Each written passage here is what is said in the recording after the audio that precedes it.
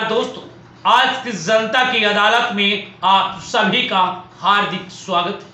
सभी को भगवान श्री कृष्ण जन्माष्टमी के पावन अवसर पर सभी को हार्दिक शुभकामनाएं।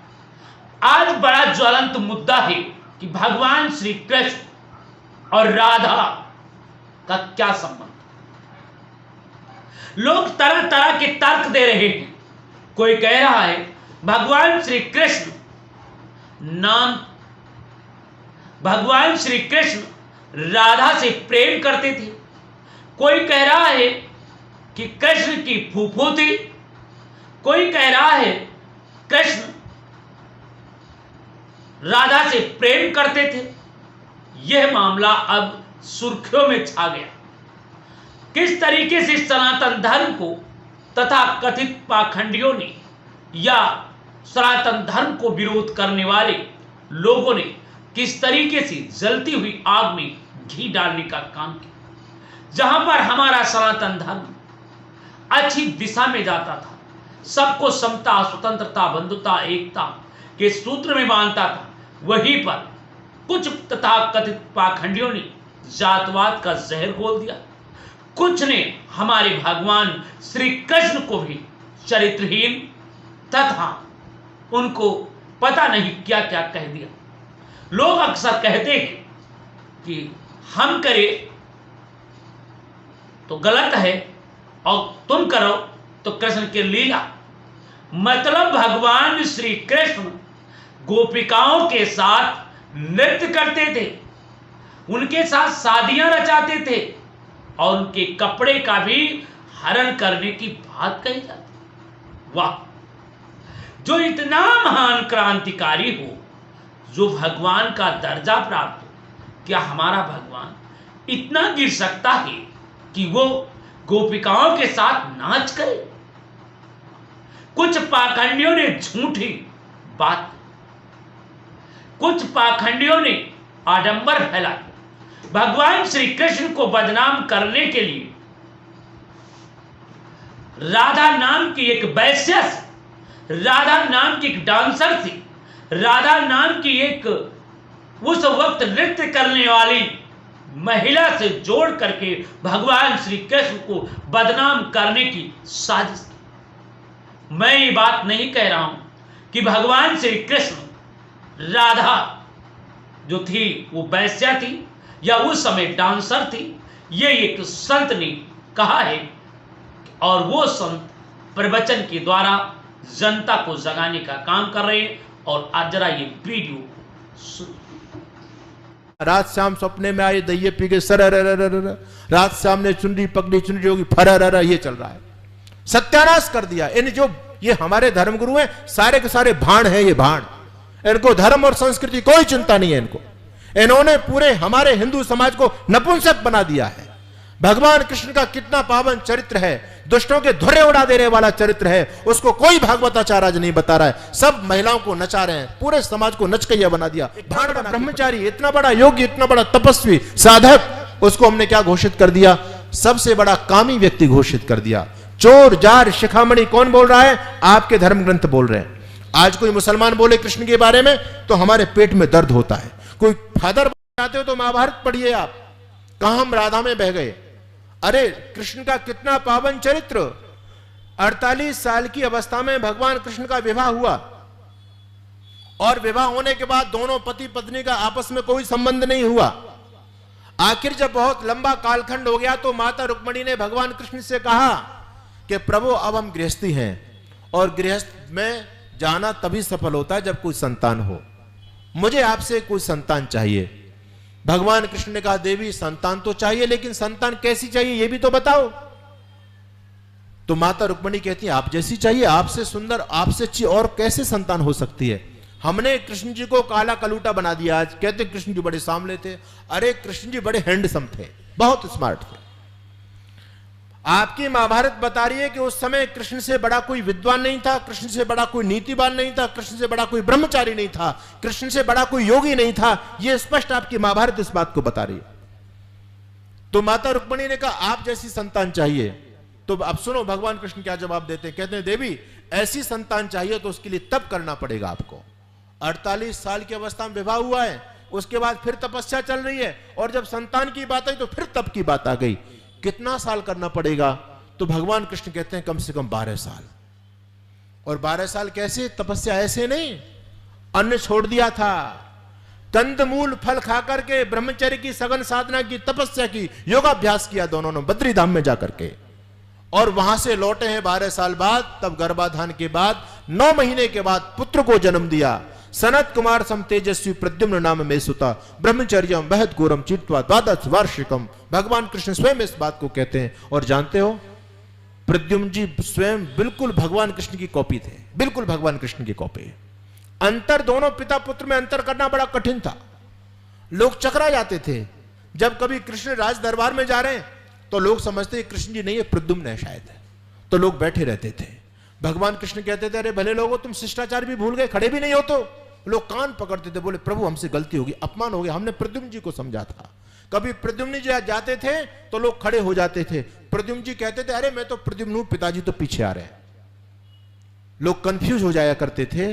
लोगों ने भगवान कृष्ण से प्रार्थना की, प्रभु हमसे बड़ा निरादर हो जाता है, अपमान हो जाता है, आप दोनों पिता पुत्र कुछ भिन्नता अपने आप में पैदा करो। तो कहते हैं कि भगवान कृष्ण ने अपने मुकुट में मोर पंख लगाना शुरू किया। यह भगवान कृष्ण का चरित्र है। मैं आपको यह बताना चाहता हूं, इतना बड़ा ब्रह्मचारी, इतना बड़ा योगी, इतना बड़ा तपस्वी साधक, उसको हमने क्या घोषित कर दिया? सबसे बड़ा कामी व्यक्ति घोषित कर दिया। चोर जार शिखामणि कौन बोल रहा है? आपके धर्म ग्रंथ बोल रहे हैं। आज कोई मुसलमान बोले कृष्ण के बारे में तो हमारे पेट में दर्द होता है, कोई फादर बोलता है तो हमारे पेट में दर्द होता है। अरे तुम खुद अपने घर में देखो कितनी गंदगी भरी पड़ी है। दूसरों का खंडन तो हम करते हैं। मुझे बड़ा दुख होता है, कभी कभी मैं इस्लाम पर बोलता हूं, क्रिश्चियनिटी पर बोलता हूं, लोग बड़ी तालियां बजाते हैं, बहुत तालियां बजाते हैं लोग। लेकिन जब अभी मैं किसी कार्यक्रम में गया, अभी की बातें, ज्यादा पुरानी की बात नहीं है, तो जब मैंने खुद इनका खंडन कर दिया, मेरे खिलाफ लोग हो गए, कहते हैं ये तो बाबा जी बुराई करता है, बुराई करता है। अरे जब मुसलमानों की बुराई कर रहे तो बड़े प्रसन्न हो रहे हो। तुम्हारे घर में जो गंदगी भरी पड़ी है उस पर यदि हमने झाड़ू चला दी तो हमारे पेट में दर्द होने लग जाता है। आपका हिंदू तो बचने वाला नहीं है। कोरे जय श्री राम के नारों से और कथाओं के अंदर 8-10 लाख की भीड़ हो गई, इससे तुम्हारा धर्म बचने वाला नहीं है, ध्यान रखना इस बात को। अरे धर्म बचेगा तो तुम अपने सिद्धांत से धर्म को बचा पाओगे। आज हम पर संकट है, आप अपने भाइयों को किस बहाने से रोक पाओगे? उनको मुसलमान नहीं बन जाएं, क्रिश्चियन नहीं बन जाएं, कैसे आप उनको बताएंगे? आप यही तो कहोगे कि हमारा धर्म बहुत अच्छा है, और आप उनको क्या जवाब दे सकते हैं? आपको अपने धर्म की प्रमुखता, आपको अपने धर्म की श्रेष्ठता उनके सामने सिद्ध करनी पड़ेगी। और जब आपके महापुरुषों का चरित्र दो धेले का नहीं है तो आप उनके सामने क्या बातें करेंगे? इसलिए निवेदन में कर रहा हूं, बहुत बड़ा एक कुत्सित षड्यंत्र चल रहा है हमारी संस्कृति को नष्ट करने का। तो मुसलमान लोगों ने ब्रह्म वैवर्त पुराण लिखवाया भगवान कृष्ण को बदनाम करने के लिए। इतना बड़ा योगी तपस्वी, तो उस ब्रह्म वैवर्त पुराण के अंदर राधा नाम की कल्पना की गई है। ब्रह्म वैवर्त पुराण के अलावा किसी पुराण में राधा नहीं है। पूरे आप महाभारत को पढ़ जाइए, कहीं पर राधा नहीं मिलेगी आपको। एक जगह राधा शब्द आता है, वो राधा वो नहीं जो भगवान कृष्ण के साथ में रहती है, बल्कि कर्ण को जिस मां ने पाला था उस मां का नाम था राधा, इसलिए कर्ण को राधे कहा जाता है। भगवान कृष्ण को विष्णु का अवतार लोग मानते हैं, उस विष्णु पुराण में कहीं पर भी नहीं मिलेगी। एक हरिवंश पुराण है, हरि यानी भगवान कृष्ण, उनके वंश का वर्णन है, उसमें भी कहीं राधा नहीं है। और तो और जिसको आप महापुराण बोलते हैं, जो समाज में बहुत ज्यादा जिसकी आज कथाएं चल रही हैं, जिसको बोलते हैं श्रीमद् भागवत महापुराण, इस श्रीमद् भागवत महापुराण में कहीं पर भी कोई राधा नाम की कोई चर्चा नहीं है। लेकिन आज कोई भी भागवत कथा बिना राधा के होती नहीं है। राधिका गोरी से, ब्रज की छोरी से, मैया करा दे मेरो ब्याह, है ना, रात शाम सपने में आए दहिये पी के सर, रात शाम ने चुनरी पकड़ी चुनरी होगी फर, ये चल रहा है। सत्यानाश कर दिया इन जो ये हमारे धर्मगुरु हैं, सारे के सारे भाण हैं, ये भाण। इनको धर्म और संस्कृति कोई चिंता नहीं है इनको। इन्होंने पूरे हमारे हिंदू समाज को नपुंसक बना दिया है। भगवान कृष्ण का कितना पावन चरित्र है, दुष्टों के धुर्रे उड़ा देने वाला चरित्र है, उसको कोई भागवताचार्य आज नहीं बता रहा है। सब महिलाओं को नचा रहे हैं, पूरे समाज को नचकैया बना दिया, भाड़ बना के पटक दिया है। आप कैसे उनके, अभी आपने मेवात में देखा, हमारी कोई शोभा यात्रा भी निकलती है तो केवल मनोरंजन के लिए है, चाहे राम जन्मोत्सव की यात्रा हो, कृष्ण जन्मोत्सव की यात्रा हो। अभी तुम्हारे मेवात के अंदर धुर्रे उड़ा दिए मुसलमान लोगों ने। इतनी बड़ी, कहां चले गए तुम्हारे? अरे बजरंग दल, भगवान महावीर हनुमान के नाम से, और तुम ठुक करके वहां से चले आए, तुमने हनुमान जी का नाम भी लजा दिया। कितने बड़े ब्रह्मचारी महावीर हनुमान, और उनके भक्त पिट करके आ रहे हैं। तो क्या हमारी कोई तैयारी नहीं है? हम तो केवल मनोरंजन के लिए जाते हैं। धर्म का पंडाल सजा हुआ है, उसमें धर्म की चर्चा कुछ भी नहीं हो रही है, केवल मनोरंजन हो रहा है। नाच नचा दिया जाता है लोगों को, तालियां बज जाती हैं, कुछ भक्ति के भजन सुना दिए जाते हैं। हम कहते हैं जी बड़ा कथा में रस बरस रहा है, रस बरस रहा है। अरे क्या खाकर रस बरस रहा है? उसमें क्या रस बरस रहा है? समाज को प्रेरणा क्या मिल रही है? नौजवानों को दिशा क्या मिल रही है? आप मुझे बताओ। सारे धर्म के जो नाम पर जो धर्म के ठेकेदार बैठे, इन्होंने हिंदू धर्म को लजाने का काम कर रहे हैं। आपने ये वीडियो को सुन लिया। इस वीडियो में साफ साफ संत ने कहा है कि भगवान श्री कृष्ण चीर हरण कभी नहीं किया, किसी के वस्त्र को नहीं चुराया, और ना ही किसी महिला के साथ छेड़खानी की, ना तो माखन चोरी की, और ना ही किसी महिला के साथ बदतमीजी की। उन्होंने कई उदाहरण दिए। कहा कि महाभारत से लेकर के हमारे वेदों में श्री कृष्ण का उल्लेख तो मिला है, परंतु राधा का कहीं पर उल्लेख नहीं मिला है। राधा के लिए कुछ पाखंडियों ने अलग से किताबों में लिख दिया कि राधा और कृष्ण का प्रेम था, और अब तो हर कोई राधे राधे राधे राधे कृष्णा कृष्णा इस तरीके से रटकर भगवान श्री कृष्ण का अपमान किया जा रहा। क्या हो गया इंसान? किस तरीके से पाखंड की हदें पार कर। मैं इस वीडियो में किसी भी प्रकार की पुष्टि नहीं कर रहा हूं, परंतु जो शब्द द्वारा प्रवचन किया जा रहा है वो कहा है उस जमाने की राधा एक डांसर थी, उस जमाने की राधा एक अपने जमाने की खूबसूरत महिला थी, जिसे कृष्ण को उनसे जोड़ करके भगवान श्री कृष्ण की छवि को धूमिल करने के लिए पाखंड। तो मैं कहना चाह रहा हूं, ना तो उस वक्त कृष्ण ने कोई राधा नाम की महिला से प्रेम किया, और ना तो उस समय कोई राधा नाम की भगवान श्री कृष्ण की प्रेमिका थी या पत्नी थी, ना उनकी बुआ थी, और ना ही कोई दूर दूर तक संबंध था। परंतु कुछ मनुवादियों ने, कुछ तथाकथित पाखंडियों ने राधा का प्रेम कृष्ण से करके भगवान श्री कृष्ण का अपमान किया। जो भगवान श्री कृष्ण थे वो क्या यार किसी महिला के कपड़े चुराए? जरा बुद्धि से, विवेक से ध्यान दीजिए। जो भगवान का दर्जा प्राप्त हो, भगवान के लक्षण हो, जो किसी का चीर हरण कर रहा हो उसका चीर बढ़ा दे, मगर क्या वो गोपिकाएं जब स्नान कर रही हो तो उनके कपड़े चुरा करके भाग जाए? ये भगवान श्री कृष्ण नहीं कर सकते हैं। परंतु पाखंडियों ने मन गढ़ंत कहानी लिख करके राधा और कृष्ण के प्रेम का उल्लेख करके किस तरीके से भगवान श्री कृष्ण के चरित्र पर अंगुली। तो मैं कहना चाह रहा हूं, होशियार रहें, सतर्क रहें, पाखंड को छोड़ दें, क्योंकि पाखंड इन पाखंडियों की दुकान है। भगवान श्री कृष्ण एक आदर्श थे, भगवान श्री कृष्ण एक महान मार्गदर्शक, क्योंकि हम उनके चरणों को, हम उनके बंदोत को, हम उनके दंडोत प्रणाम को शत नमन करते हैं। अब आप जरा गौर करिए, हम दूसरी बात पूछना चाहते। ये बताइए, कोई व्यक्ति, कोई लड़का, कोई लड़की, कोई लड़का किसी लड़की के साथ छेड़खानी करे तो आप उसे अच्छा कहेंगे? आपका प्रश्न होगा वो लड़का गलत। कोई लड़की किसी लड़के के साथ बदतमीजी करे, डांस करे, नाचे और शादी न करे तो क्या कहेंगे? आदर्श कहेंगे? कहेंगे ये लड़की बदतमीज है, मान मर्यादा, सम्मान और समाज का डर नहीं।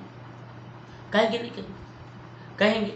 तो क्या भगवान इतने नालायक थे? क्या भगवान इतने क्या था नहीं थे कि एक समाज की मर्यादाओं को तोड़ दे? भगवान श्री कृष्ण ने कोई भी मर्यादा नहीं तोड़ी, और ना ही भगवान श्री कृष्ण राधा की नाम की महिला के साथ किसी भी प्रकार का कोई संबंध रहा। तथा कथित पाखंडियों ने भगवान श्री कृष्ण को बदनाम करने के लिए झूठी और मनगढ़ंत कहानी लिख करके भगवान श्री कृष्ण को बदनाम किया। इसलिए मैं चाहता हूं ऐसे पाखंडियों की कथा को ना सुने, ऐसे पाखंड ना फैलाएं, क्योंकि हमारा सनातन धर्म को बदनाम करने के लिए कुछ तथाकथित पाखंडियों ने भगवान श्री कृष्ण से लेकर सभी देवी देवताओं को पर ना जाने क्या क्या अपनी अपनी किताबों में लिख करके भगवान श्री कृष्ण को बदनाम। इसलिए मैं चाहता हूं ऐसे महान हमारे मार्गदर्शक यदा यदा धर्मस्य ग्लानिर्भवति भवति न भारत, इस तरीके के श्लोक पढ़ने वाले, इस तरीके का ज्ञान देने वाले, सत्य के मार्ग पर चलने की दिशा देने वाले, शांत का दूत धन्यवाद भगवान श्री कृष्ण। एक गोपिका, एक राधा नाम की महिला से, डांसर से उनका नाम जोड़ करके बदनाम किया जाता। ये कहावत भी है कि नौ मन क्वादय न जुड़ी है, ना नौ मन तेल जुड़ी और न राधा नची, क्योंकि वो समय सबसे नृत्य करने वाली मशहूर थी राधा नाम की लड़की। उसको भगवान श्री कृष्ण से जोड़ करके भगवान श्री कृष्ण की छवि को धूमिल किया है। इसलिए पाखंडियों तुमसे निवेदन करता हूं कि कृपया भगवान श्री कृष्ण को बदनाम ना करें, उनकी छवि को धूमिल ना करें, सनातन धर्म को नष्ट ना करें। सनातन धर्म हमारा सत्य था, सत्य रहेगा, सदैव सबको गले लगाने वाला धर्म है। इसमें जो पाखंडी लोगों ने अपनी मनगढ़ंत कहानी लिख करके भगवान श्री कृष्ण को बदनाम किया है, उनकी मैं घोर निंदा करता हूं। ना तो भगवान श्री कृष्ण कभी किसी महिला के साथ बदतमीजी की और ना तो कोई अमर्यादित कार्य किया। सदैव भगवान श्री कृष्ण मर्यादा में रह करके सदैव सबका गले लगाया, मार्गदर्शन किया। बस आज इतना ही हमारी वीडियो में। और मैं पाखंडियों से कहना चाहता हूं, अपना पाखंड बंद कर दो, क्योंकि भगवान श्री कृष्ण का इस तरीके से अपमान न करो। जय हिंद।